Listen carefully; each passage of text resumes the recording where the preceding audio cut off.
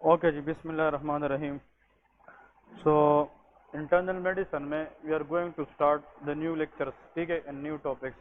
Electrolyte imbalance हम पढ़ रहे थे। Electrolyte imbalance.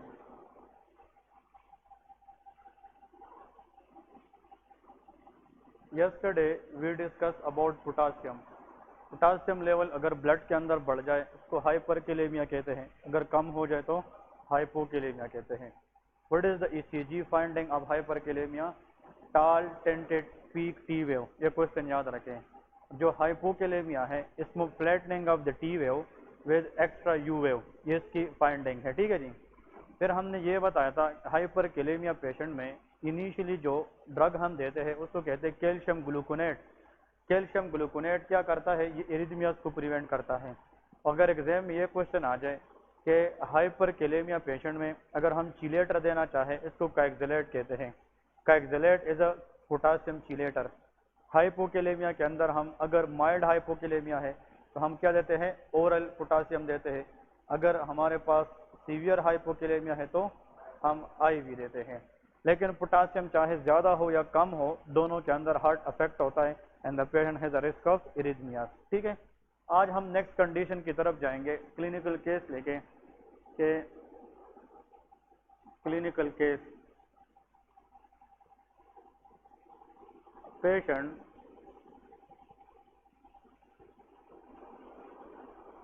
presented with patient presented with history of chronic kidney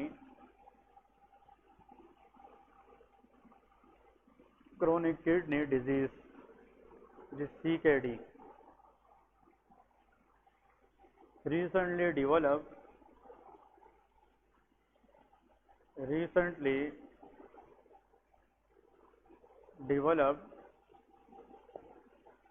severe spasm of hand muscle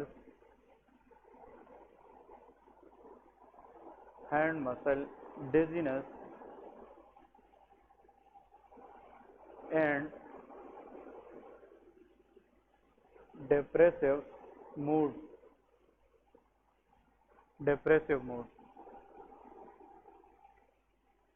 Investigation shows increased serum creatinine and decreased GFR, that is glomerular filtration rate, ठीक है। glomerular filtration is most likely diagnosis। हाँ जी, इस case की diagnosis क्या है? What is the most likely diagnosis according to the given case? इसमें क्या हो सकता है? शाबाश। Anyone in the class? What will be the diagnosis? हाँ जी, okay. Patient has a history of CKD, chronic kidney disease. Chronic kidney disease patient के अंदर सीरम कैल्शियम लेवल कम हो जाता है, ठीक है। जब सीरम कैल्शियम कम हो जाए तो फिर पेशेंट को severe spasm of the hand muscle, that is called tetani. इसको क्या कहते हैं? टेटनी कहते हैं। तो CKD पेशेंट में अगर spasm of the hand muscles आ जाए और डिजीनेस डिप्रेसिव मूड आ जाए, इसका मतलब सीरम क्रिएटिनिन और GFR कम।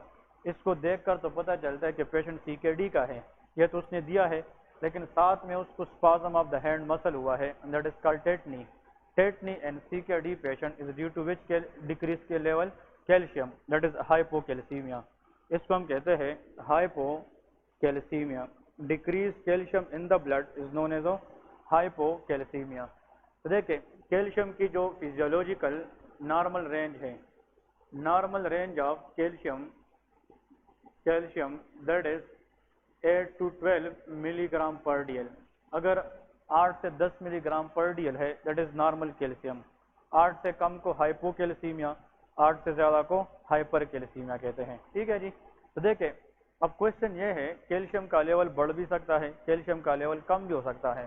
तो आप लोग इस साइड पे लेके हाइपोकैल्सीमिया, क्योंकि दोनों के MCQs क्वेश्चन आते हैं, तो डिफरेंसेस आना चाहिए कि हाइपोकैल्सीमिक पेशेंट को कैसे डील करते हैं और हाइपर कैल्सीमिया पेशेंट को हम कैसे डील करेंगे। तो देखें, hypocalcaemia mean it is a condition in which there is decrease serum calcium. अगर सीरम कैल्शियम लेवल कम हो जाए इसको क्या कहेंगे, हाइपोकैल्सीमिया। लेकिन अगर सीरम कैल्शियम लेवल बढ़ जाए, increase serum calcium, that is known as hypercalcaemia. एक स्टेप तो ये है, फर्क क्लियर है। हाइपोकैल्सीमिया में कैल्शियम कम होगा, हाइपरकैल्सीमिया में ज्यादा होगा। लेकिन causes, what are the causes of hypocalcaemia?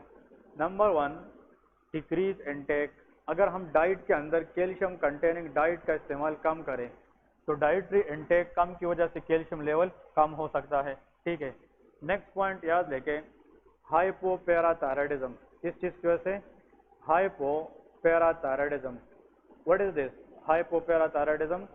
It is a condition in which is characterised by decrease PTH hormone.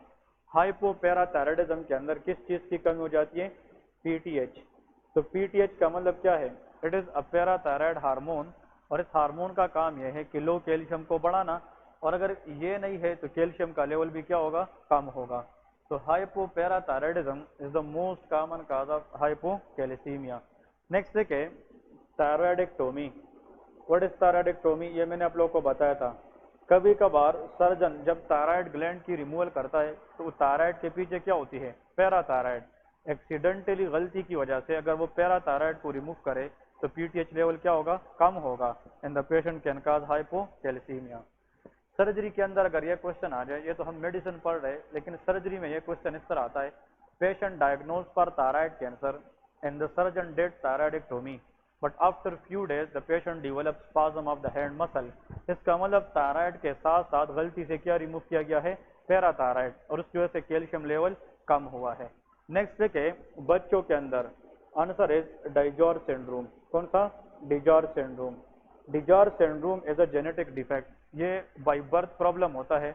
डिजॉर syndrome बच्चे के अंदर पैराथायराइड ग्लैंड बाय बर्थ नहीं बनते। तो यहाँ पे लेके absence of parathyroid by birth, absence of parathyroid by birth. अगर फॉर एग्जांपल बाय बर्थ बच्चे में कोई ऐसा डिफेक्ट हो जिसकी वजह से कौन से ग्लैंड ना बने? पैराथायराइड। जब पैराथायराइड नहीं होंगे तो कैल्शियम लेवल भी क्या रहेगा? कम रहेगा। So that is DiGeorge syndrome is the most common cause of hypocalcemia in children. ये बच्चों के अंदर आता है। ठीक है जी। लेके क्लिनिकल फीचर्स कि हाइपोकैल्सीमिया पेशेंट किसके साथ आ सकता है। नंबर 1, बोनी प्रॉब्लम, और इसमें एक काज मैंने नहीं लिखा। The next cause is CKD, chronic kidney disease, क्योंकि किडनी के अंदर जब प्रॉब्लम है तो वो कैल्शियम को फिल्टर नहीं करेगा, तो कैल्शियम किसके साथ कॉम्प्लेक्सेस बनाएगा? फास्फेट के साथ। तो कैल्शियम फास्फेट तो बढ़ेंगे लेकिन फ्री कैल्शियम का लेवल कम हो जाएगा, और active calcium is always free calcium, याद रखना है। ठीक है, क्लिनिकल फीचर में इसमें लिखे muscle spasm, and when muscle spasm is seen due to calcium that is known as tetany, that is called tetany. वैसे मसल की कंट्रैक्शन में किस चीज का रोल होता है? कैल्शियम का। लेकिन आप लोगों से ये सवाल है कि calcium help in muscle contraction, तो यहाँ पे तो कैल्शियम कम है तो फिर मसल कंट्रैक्शन क्यों होता है? फिर तो चाहिए कि मसल क्या हो जाए? रिलैक्स हो जाए। लेकिन मसल स्पाज्म का मतलब क्या है? Severe muscle contraction. ये तब होता है जब कैल्शियम का लेवल कम हो जाए। वैसे normally calcium help in muscle contraction, लेकिन यहाँ पे तो कैल्शियम है नहीं, फिर भी सीवियर क्या होता है? Contraction. What is the reason? The reason is, देखें हमारे ब्रेन के अंदर जो सेल है, the brain cell is neuron. ये न्यूरॉन है, these are the brain cell. अब जर देखें न्यूरॉन, इसके मेम्ब्रेन में इस तरह के डिफरेंट टाइप्स के चैनल्स पाए जाते हैं। ये तो सबको पता है ना कि in the neuron membrane there are different types of channels. हमने ये कंसेप्ट पढ़ा है कि every cell is potassium bag. Cell के अंदर क्या होती है? पोटासियम। सेल से बाहर होती है सोडियम। देखें, अगर हम न्यूरॉन को स्टिमुलेट करें और उस वजह से हम सोडियम की एंट्री को क्या करें? बढ़ाए, दिस इज कॉल्ड डीपोलराइजेशन। इसको हम क्या कहते हैं? डीपोलराइजेशन। तो जितना सोडियम अंदर आएगा, सुन ले, सोडियम अंदर आएगा तो सेल कंट्रैक्शन के चांसेस ज्यादा होंगे। लेकिन ब्रेन के जो न्यूरॉन है इसमें जो सोडियम चैनल है इसके इर्द गिर्द नॉर्मली क्या पड़े होते हैं? कैल्शियम।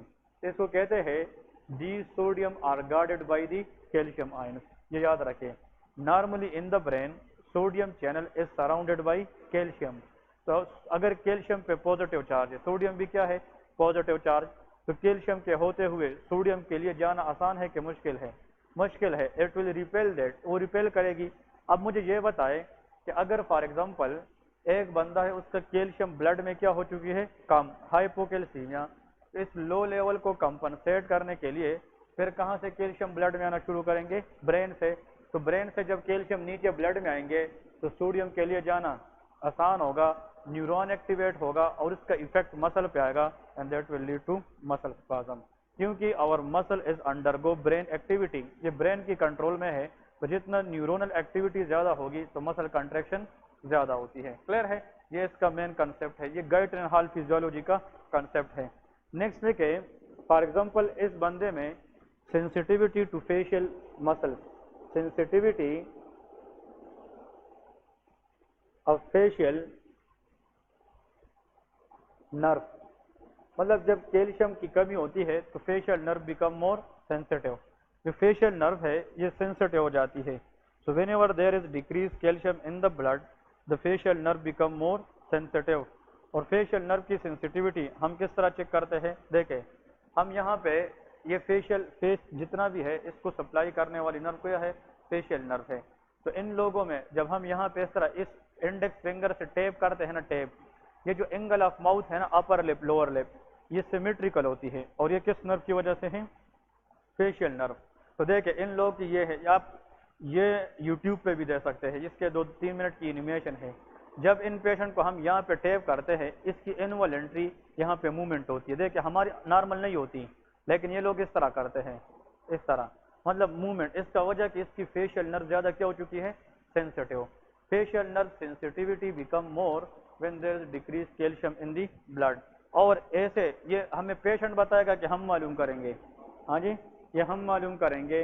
इसको कहते हैं Chvostek sign, that is called Chvostek sign, ये एमसीक्यूज आता है।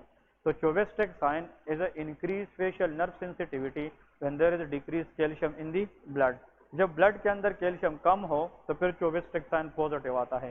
तो जब हम यहाँ पे टेप करते हैं, पेशेंट इनवॉलेंट्री क्या करता है, इस तरह करते हैं, मूवमेंट करता है, इसका वजह कि फेशियल नर्व इसकी ज्यादा क्या हो चुकी है, सेंसिटिव हो चुकी है। तो that is called Chvostek sign. फिर इसके अंदर लिखे the spasm become more if we occlude the brachial artery. अब देखें अगर हम ब्रेकियल आर्टरी को क्या करें, अक्लूड करें, अक्लूड, तो जो देखें आप ब्लड प्रेशर मेजरमेंट करते हैं, एक पेशेंट है हाइपोकैलेसीमिया में आया है, the patient already develop tetani, उसको क्या है, टेटनी, हैंड के मसल उसके क्या है, कंट्रैक्टेड है, स्पाज्म इतने सख्त है कि आप उसको खोल नहीं सकते, बहुत सीवियरली कंट्रैक्टेड है। वजह क्या है कि इस एरिया के अंदर कैल्शियम की लेवल क्या है, कम है। आप ऐसा करते हैं, आप ये देखते हैं कि यार ये जो टेटनी है ये सीजर की वजह से है या कैल्शियम की कमी की वजह से है। तो आप ब्लड प्रेशर सेट लेते हैं और यहाँ पे ब्रेकियल आर्टरी है, उसको आप रैप करते हैं। तो बीपी में जब हम इस तरह फॉर एग्जांपल सेट में हम जब एयर देते हैं तो हम उस आर्टरी को क्या करते हैं, अक्लूड कर देते हैं। तो जब आप आर्टरी अक्लूड करें तो कैल्शियम की मजीद मकदार इधर क्या हो जाएगी, कम। अगर आप बीपी सेट यहाँ लगाए और ब्लड सप्लाई को यहाँ तक मजीद कम करें, और अगर ये कैल्शियम का वजह होगा तो कैल्शियम तो और कम हो जाएंगे, तो कंट्रैक्शन मजीद क्या होगी, ज्यादा। If we occlude the brachial artery decrease blood supply to the hand and if the muscle become spasm more, this sign is called Trousseau sign. इसको हम क्या कहते हैं, Trousseau sign. So Trauzu sign is also seen for hypocalcemia. तो यहाँ पे देखें tapping of the muscle in the face to see facial nerve sensitivity, that is called Chvostek sign. लेकिन अगर आप बीपी सेट लगाए और आप आर्टरी को अक्लूड करें and if the spasm become more, that is the sign of Trousseau sign. इसको क्या कहेंगे, ट्राउजू साइन। तो हाइपोकैलेसीमिया के बारे में पॉइंट याद रखें। हाइपोकैलेसीमिया आल्सो अफेक्ट ईसीजी, ये ईसीजी को भी अफेक्ट कर सकती है। अगर एग्जाम में आ जाए if a person has hypocalcemia, what will be seen on their ECG? Answer is prolonged QT interval. इन लोगों में क्या होता है, prolonged QT interval, QT interval। QT interval prolong होता है। देखिए this is P wave, this is QRS complex and this is T wave. ये कल हमने पढ़ा है ना इस तरह, P वेव, QRS और ये कौन सा है, T वेव। अब इधर देख इन लोगों में इस तरह होता है। इस ECG में क्या फर्क है, इसमें P वेव है कि नहीं, QRS कॉम्प्लेक्स भी है और T वेव भी है, नॉर्मल वेव है, एवरीथिंग इज ओके। लेकिन यहाँ पे Q से लेकर T का जो स्पेस है नॉर्मल से वो क्या हो गया है, बढ़ गया है। इसको प्रोलॉन्ग QT इंटरवल कहते हैं। वजह यह है calcium help in muscle contraction, और ये जो QRS है ये वेंट्रिकल्स है। तो अगर कैल्शियम कम है तो ये वेंट्रिकल कंट्रैक्ट होने में टाइम लगाएगी, तो ECG बढ़ेगी, इसलिए प्रोलॉन्ग QT इंटरवल आता है। क्लियर है। लेकिन इसके ट्रीटमेंट ये है कैल्शियम सप्लीमेंट देते हैं। अगर माइल्ड हाइपोकैल्सीमिया है तो हम क्या देते हैं, ओरल कैल्शियम देते हैं, और अगर सीवियर है तो हम IV कैल्शियम देते हैं। तो calcium supplementation is one of the treatment for the hypocalcaemia. अब आते हैं हाइपर कैल्सीमिया की तरफ। इसकी लेके काजेस कि why calcium is very high in the blood, calcium बढ़ क्यों जाते हैं। नंबर 1 इंक्रीज इनटेक, अगर डाइट के अंदर इसकी इनटेक बढ़ाए तो कैल्शियम लेवल क्या हो जाता है, बढ़ जाता है। नंबर 2 प्राइमरी हाइपर पैराथायराइडिज्म, ठीक है, primary hyper parathyroidism. Anyone in the class can tell me what is the most common cause of primary hyper parathyroidism. ये हमने पढ़ा था, हाँ जी, adenoma, parathyroid adenoma. 80% of the cases parathyroid gland cancer is due to adenoma. याद है कि नहीं, ये हमने पढ़ा था। मतलब पैराथायराइड ग्लैंड के अंदर चीफ सेल्स होती है, वो PTH रिलीज करती है। अगर इसका एडिनोमा हो जाए तो PTH लेवल क्या होगा, ज्यादा, और इससे कैल्शियम लेवल भी ज्यादा हो जाएगा। तो primary hyper parathyroidism is also is the cause of hyper calcaemia. Next लिखे हाइपर कैल्सीमिया, इसकी और काजेस क्या है, मेलिग्नेंसीज। बहुत से कैंसर है जिसमें एबनॉर्मली कैल्शियम लेवल क्या हो जाती है, बढ़ जाती है। इसका एग्जैक्ट मैकेनिज्म अननोन है, लेकिन certain cancers are there which increase calcium in the blood. Abnormal ectopic production कराती है कैल्शियम की, like lung cancer and breast cancer in female. मतलब ब्रेस्ट कैंसर, लंग कैंसर के अंदर एक्टोपिकली कैल्शियम का लेवल क्या हो जाता है, वो बढ़ जाता है। इसके लिए presentation, clinical feature, patient hyper calcaemia में है वो कैसे प्रेजेंट करेगा, what is the presentation of hyper calcemia patient. ये लोग जब आते हैं क्लिनिक के अंदर, प्रेजेंटेशन में आप लोगों ने लिखना है this patient develop abdominal groan, abdominal distinction या ग्रोन। ग्रोन का मतलब डिस्टिंक्शन है। इसका मतलब कैल्शियम अगर ज्यादा हो जाए तो एब्डोमिन मसल को सीवियरली क्या करेंगे, कंस्ट्रक्ट करेंगे। तो GIT मोटिलिटी बढ़ जाएगी कि कम होगी, कम होगी। और अगर मोटिलिटी नहीं होगी तो द पेशेंट डेवलप कॉन्स्टिपेशन।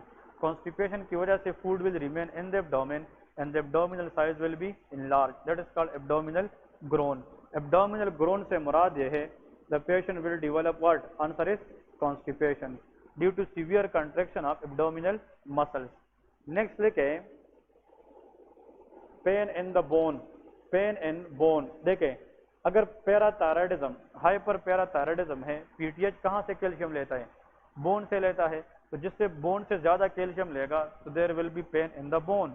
इसका मतलब यह है कि जब PTH ज्यादा हो जाए, बोन को वो खाएगा ज्यादा, ओस्टियोक्लास्ट एक्टिविटी ज्यादा होगी, तो बोन अंडरगो पेन, जिसको कहते हैं pain in the bone.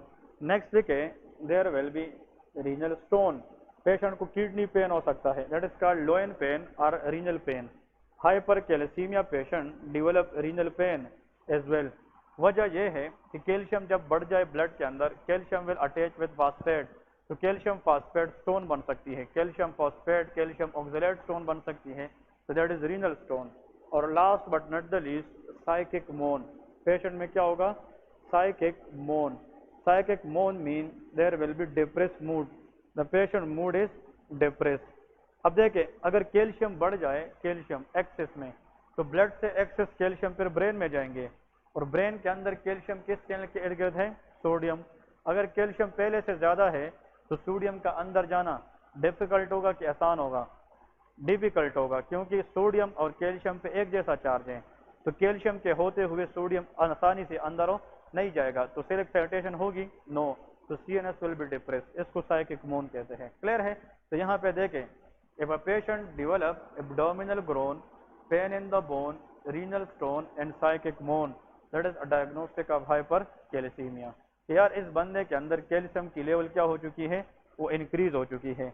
Access calcium, another thing, excess calcium in the blood is also can damage V2 receptors in the kidney.